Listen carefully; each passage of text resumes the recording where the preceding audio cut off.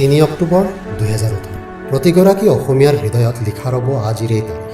আজি আন এগৰাকী অসমীয়াই ভাৰতীয় ইতিহাসত খোদিত কৰিবলৈ সক্ষম হ'ল নিজৰ নাম। ভাৰতৰ উচ্চতম ন্যায়ালয়ৰ মুখ্য ন্যায়াধীশ হিচাপে আজি শপত গ্ৰহণ কৰে ন্যায়াধীশ ৰঞ্জন গগৈ। भारत के मुख्य न्यायमूर्ति Shri Ranjan Gogoi. I, Ranjan Gogoi, having been appointed Chief Justice of the Supreme Court of India, আজিৰ পৰা 3 দশক পূৰ্বে পিতৃয়ে কৈছিল ভাৰতৰ মুখ্য ন্যায়াধীশৰ আসন শুৱনি কৰাৰ দক্ষতা আছে তেওঁৰ পুত্ৰৰ। আজি পিতৃ কাষত নাথাকিলেও পুত্ৰই পূৰণ কৰিলে স্বৰ্গগামী পিতৃৰ মনোইচ্ছা। দেশৰ 46তম মুখ্য ন্যায়াধীশ হিচাপে শপত বাক্য পাঠ কৰিয়েই দেশৰ ন্যায়মূৰ্তি আগুৱাই আহিল সন্মুখত বহি থকা মাতৃ শান্তি গগৈৰ কাষত। চৰণ চুই সেৱা ল'লে মাতৃৰ। 1954 চন 28 নৱেম্বৰ তদানীন্তন অসমৰ মুখ্যমন্ত্ৰী কেশৱ চন্দ্ৰ গগৈৰ সুপুত্ৰ ৰঞ্জন গগৈৰ জন্ম।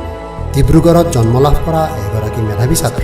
ডন বস্কো স্কুলৰ পৰা স্কুলীয়া শিক্ষা সাং কৰাৰ পাছতে কটন কলেজ আৰু দিল্লী বিশ্ববিদ্যালয়ৰ অধীনৰ ছেইণ্ট ষ্টিফেন্স কলেজৰ পৰা ইতিহাস বিষয়ত স্নাতক ডিগ্ৰী অৰ্জন কৰে। ইয়াৰ পাছতে দিল্লী বিশ্ববিদ্যালয়ৰ পৰা আইনৰ ডিগ্ৰী গ্ৰহণ কৰা ৰঞ্জন গগৈয়ে 1978 চনত গুৱাহাটী উচ্চ ন্যায়ালয়ত আৰম্ভ কৰে ওকালতি। ইয়াৰ পাছতে 2001 চনত গুৱাহাটী উচ্চ ন্যায়ালয়ৰ স্থায়ী ন্যায়াধীশ হিচাপে নিযুক্তি লাভ কৰে ন্যায়াধীশ ৰঞ্জন গগৈ।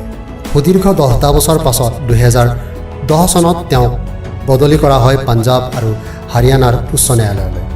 ইয়াৰ পাছতে 2011 চনত মুখ্য ন্যায়াধীশ হিচাপে নিযুক্তি দিয়া হয় পাঞ্জাৱ আৰু হাৰিয়ানা উচ্চ ন্যায়ালয়ৰ। বহু চৰ্চিত অমিতাভ বচ্চনৰ উপাৰ্জন সম্বন্ধীয় মোকৰ্দমাত ৰায়দান কৰা চৰ্চিত হৈছিল ন্যায়াধীশ ৰঞ্জন গগৈ।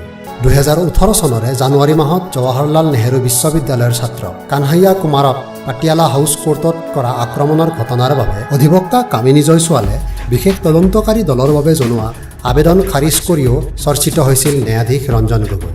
দেশৰ ন্যায়মূৰ্তি ৰঞ্জন গগৈক অসমবাসীৰ হৈ আমি জনাইছোঁ অভিনন্দন।